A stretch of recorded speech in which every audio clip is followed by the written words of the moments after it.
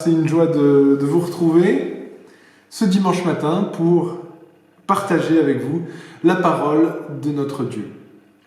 Et pour commencer, nous allons prier pour remettre dans les mains du Seigneur ce moment. Prions. Seigneur notre Dieu, nous avons besoin de ta parole, nous avons besoin d'entendre ta voix. Même si nous ne sommes pas réunis ensemble ce matin physiquement, nous sommes réunis par ton Esprit Saint et nous continuons à être liés les uns aux autres. Merci Seigneur de nous donner d'entendre ta voix et parle-nous, ouvre nos yeux et nos cœurs par ton Esprit Saint. Dans le nom de Jésus notre Seigneur. Amen. Alors, dimanche dernier, nous avions vu le psaume 27. Et ce dimanche, nous poursuivons notre série de prédications sur le livre des psaumes avec le psaume 32. Alors, je vais vous poser une question ce matin.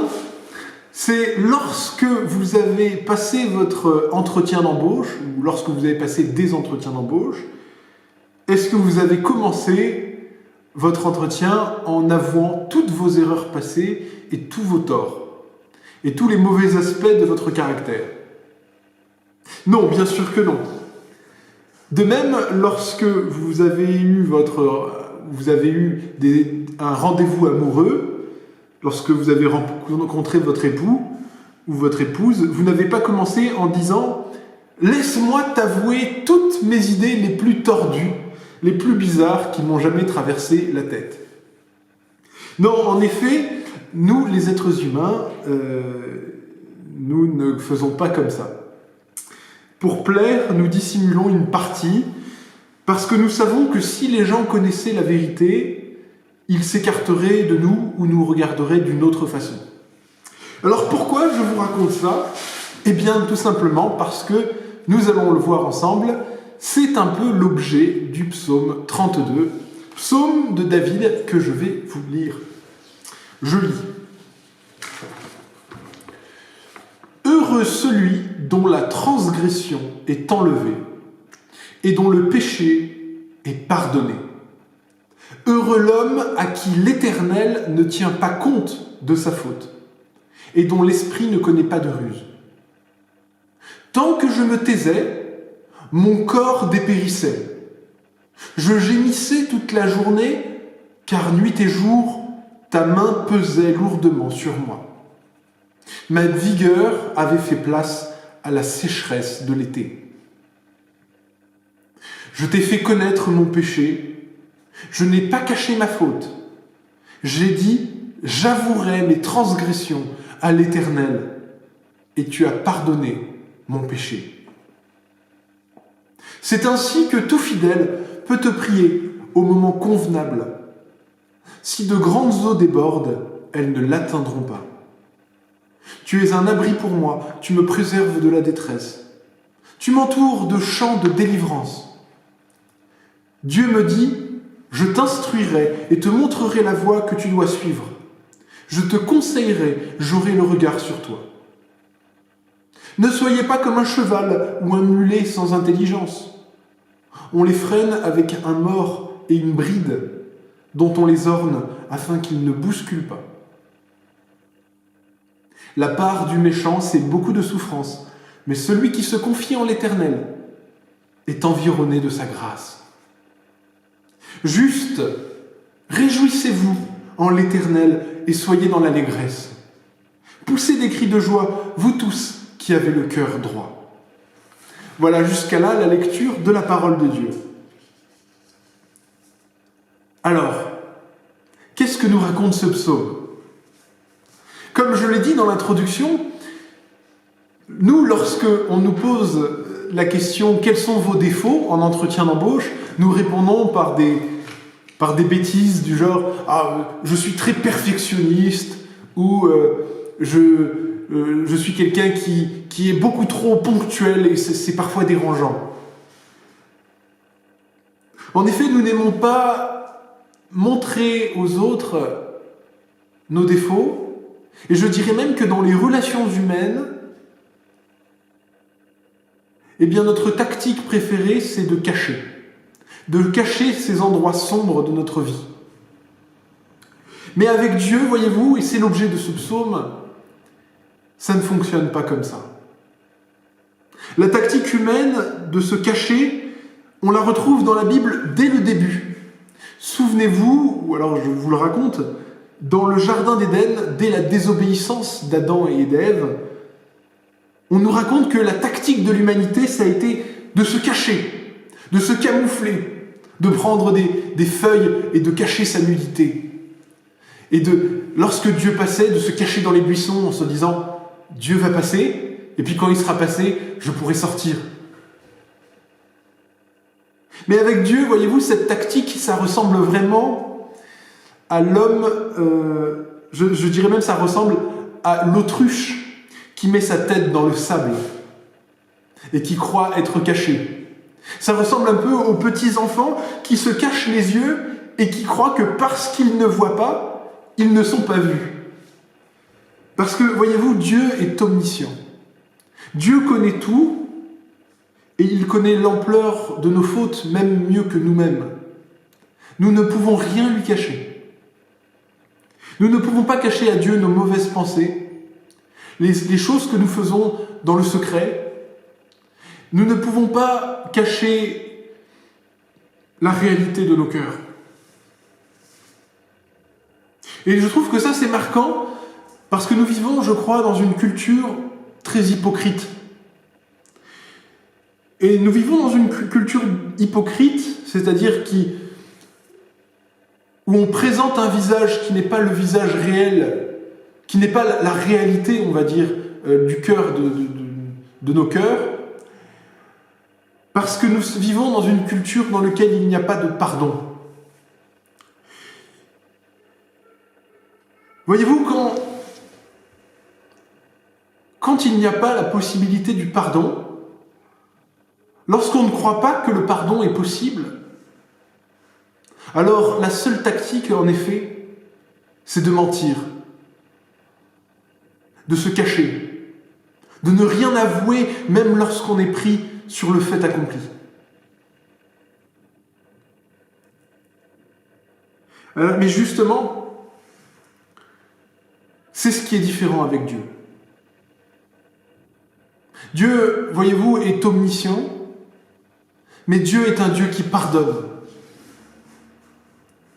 Et c'est pourquoi David, dans ce psaume, commence en disant « Heureux l'homme dont la transgression est enlevée et dont le péché est pardonné. » Et puis il ajoute « Tant que je me taisais, mon corps dépérissait. » Voyez-vous, ça c'est la conséquence de l'hypocrisie, qui nuit même physiquement. « Mais je t'ai fait connaître mon péché, je t'ai avoué ma faute, et tu as pardonné mon péché. » Oui, c'est pourquoi nous devons et nous pouvons nous confesser à Dieu, ce Dieu que la Bible nous raconte comme un Dieu saint, infiniment puissant, infiniment digne, un Dieu qui jugera au temps convenu, il jugera le monde et condamnera les pécheurs. Mais Dieu est celui qui non seulement pardonne, mais aussi prend surtout plaisir à pardonner. Dieu pardonne tous ceux qui viennent à lui dans la foi et la repentance. Et ça nous est raconté par Dieu lui-même qui parle à travers le prophète Michée, dans le livre du prophète Michée. Et le prophète s'écrie « Quel Dieu est semblable à toi, toi qui pardonnes le péché, qui oublies les péchés du reste de ton héritage. » Oui, Dieu ne garde pas sa colère à toujours, il prend plaisir à la miséricorde. Il aura encore compassion de nous, il mettra sous ses pieds nos iniquités. Tu jetteras au fond de la mer tous leurs péchés. Si Dieu prend plaisir à pardonner, c'est parce qu'il nous aime. Parce que la relation qu'il y a entre nous et lui est bloquée par le péché et plus particulièrement par notre hypocrisie. Lorsque Jésus est venu, ceux qui ont eu le plus de mal à le reconnaître et à l'admettre, c'étaient ceux qui étaient hypocrites.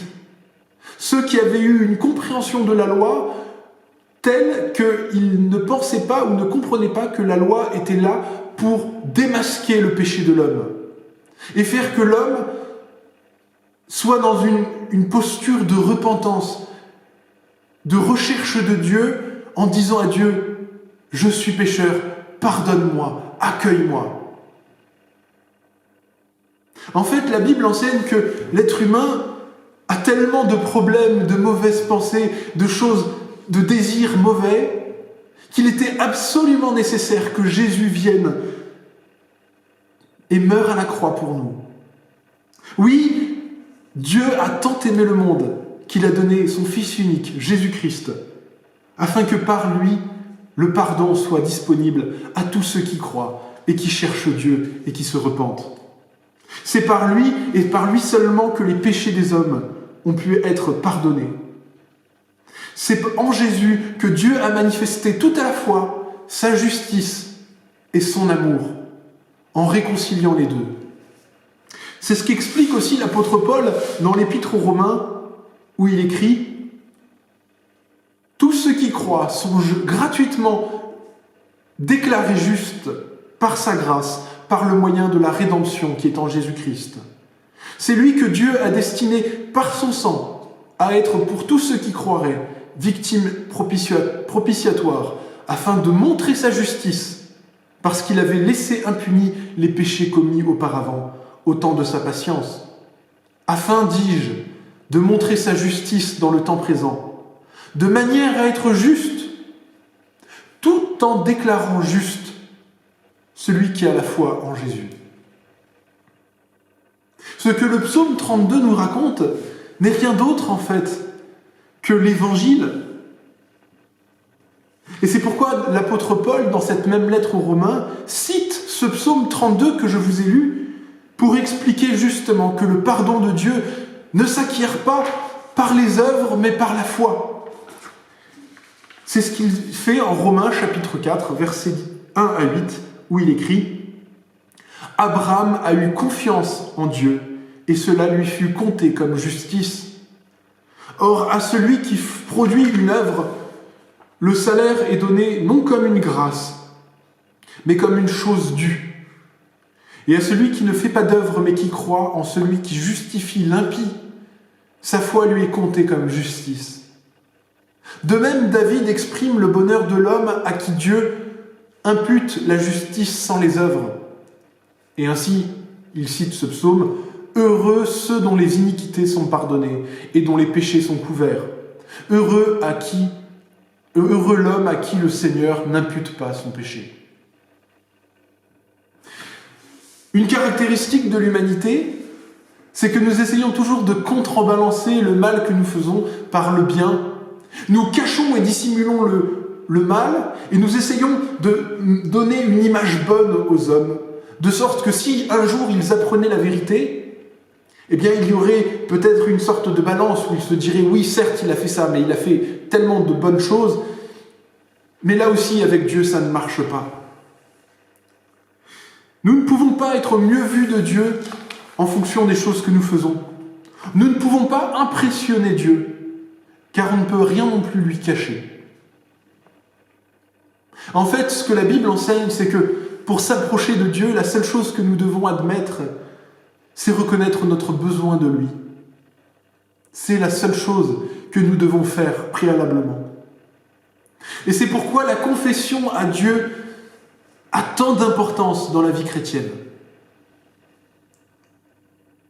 Lorsque nous pouvons parfois dans notre vie chrétienne avoir le sentiment que quelque chose pèse dans notre cœur, qu'il y a une forme d'hypocrisie quand nous parlons de Dieu aux autres, quand nous prions.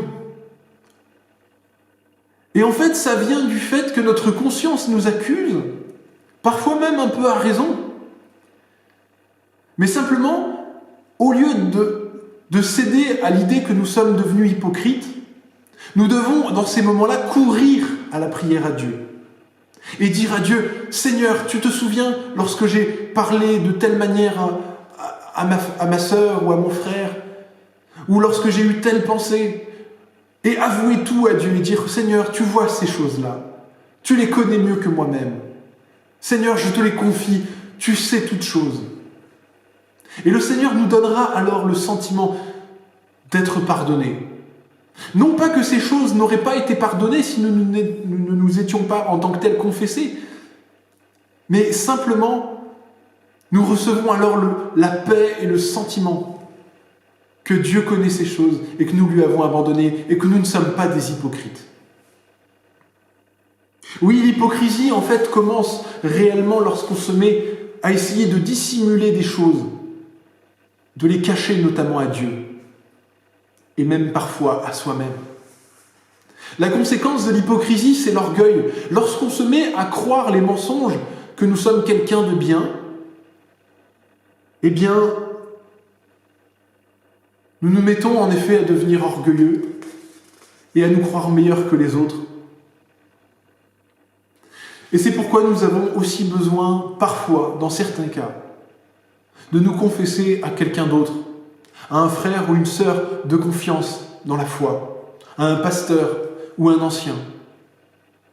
Parce que parfois, il arrive également que se confesser à Dieu n'est pas parfois suffisant pour notre conscience, pour nous soulager. Non pas que ça ne l'est pas, non pas que ça ne suffit pas pour être pardonné, au contraire. Mais parfois notre conscience nous accuse tellement, nous avons tellement du mal à admettre que nous appartenons à Dieu et que Dieu nous a pardonné, que nous avons vraiment besoin de quelqu'un qui dise et qui écoute ce que nous avons à dire et qui dise « Oui, je te l'affirme, tu peux aller en paix car ton péché est pardonné. Jésus est mort pour ton péché. » Et si vraiment tu confesses ton péché, c'est-à-dire que tu admets que ce que tu as fait est mal et que c'est quelque chose que tu n'aimerais pas refaire et que tu demandes sincèrement à Dieu d'être pardonné, alors je peux te l'affirmer, tu es pardonné, va en paix. C'est pourquoi Jacques dit au chapitre 5 de sa lettre « Confessez donc les péchés les uns aux autres et priez les uns pour les autres, afin que vous soyez guéris. » En effet, il y a des fois où ce sentiment de culpabilité peut être tellement fort qu'il peut même détériorer notre santé physique, et c'est ce que dit même le psaume 32. « Tant que je me taisais, mon corps dépérissait. Je gémissais toute la journée, car nuit et jour, ta main pesait lourdement sur moi. » Mais une fois que David a confessé à Dieu sa faute, il se sent libéré, il est en paix, il a l'assurance que Dieu l'a pardonné. C'est pourquoi dans l'Église, nous avons besoin les uns des autres. Parfois, en effet, certains péchés sont trop lourds à porter. Et on a vraiment besoin d'entendre que nos péchés sont pardonnés. Et cela nous aide aussi à ne pas porter un masque à l'église. Et là, voyez-vous, je ne parle pas du masque du coronavirus. Je parle d'un masque bien plus grave, bien plus embêtant. Ce masque d'hypocrisie qui veut que nous voulions faire comme si tout allait bien, alors que des fois, ça ne va pas bien. On peut toujours se confesser seul à seul avec Dieu, mais parfois nous avons vraiment besoin d'être aidés et de reconnaître nos faiblesses devant quelqu'un d'autre. C'est pourquoi il est important dans l'Église de trouver quelqu'un, un frère ou une sœur de confiance, à qui nous pouvons de temps en temps dire « Tu sais, cette semaine, j'ai eu des doutes. J'ai lutté avec telle ou telle tentation. » Ou même parfois, « Tu sais, j'ai chuté. Et je sais que j'ai besoin de revenir à Dieu, de me rétablir, de me relever. » Et de pouvoir le faire sans être jugé, et dans la confiance que ce que nous disons ne sera pas répété. Nous avons besoin d'entendre à nouveau la promesse que Dieu fait, de pardonner tous ceux qui viennent à lui, de rétablir ceux qui le cherchent. Nous avons besoin de cette assurance et de cette force. Voyez-vous, dans la vie chrétienne, pour avancer, Ce dont nous avons le plus besoin, ce n'est pas de la crainte, mais c'est de l'assurance du pardon. C'est en effet l'assurance que Dieu nous aime et nous pardonne qui fait que nous ne chuterons plus autant que nous ne chutions, que nous ne retomberions plus dans les mêmes péchés qu'autrefois. Et c'est pourquoi le psaume dit, et c'est Dieu qui prend la parole dans ce psaume et qui dit, après avoir assuré le pardon à David, Dieu dit « Je t'instruirai, te montrerai la voie que tu dois suivre. Je te conseillerai et j'aurai le regard sur toi. » Oui, ne soyons pas, et c'est la conclusion de ce psaume, ne soyons pas comme des mules craintives, qui ne faisons les choses uniquement par contrainte, mais faisons les choses bonnes, par amour pour Dieu et pour notre prochain. Être une mule, c'est ne pas confesser à Dieu nos péchés, être aveugle, c'est laisser notre paresse à prier, à lire la Bible, à le chercher, l'emporter sur nous. Avouons donc à Dieu notre péché, quel qu'il soit, quelles que soient les formes que cela prend. Faisons-le, confessons donc à Dieu dans les moments de prière que nous prenons, afin de nous sentir plus libres. Voilà, c'était, je pense, ce que le Seigneur voulait nous dire ce matin. Et maintenant, je vais vous laisser avec 2 questions.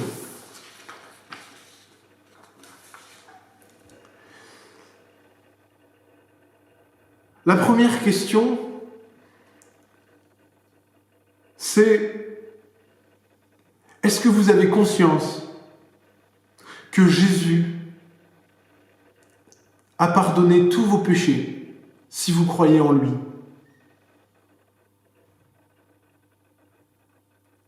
Et la deuxième question, c'est: est-ce que, malgré le fait que vous vous confessez à Dieu, vous avez parfois le sentiment que la culpabilité demeure? Et si c'est le cas, n'hésitez pas à vous confier, que ce soit à un pasteur, à un ancien ou à un frère et une sœur dignes de confiance, en leur expliquant bien que ce que vous allez dire est dans le cadre de la confession. N'hésitez pas à chercher et à demander l'aide des autres. Ne vous laissez pas écraser par le poids de la culpabilité. Ne vous mettez pas à douter du pardon et de l'amour de Dieu pour vous. Voilà, c'était ce que le Seigneur voulait nous dire, je crois, et maintenant nous allons prier. Prions.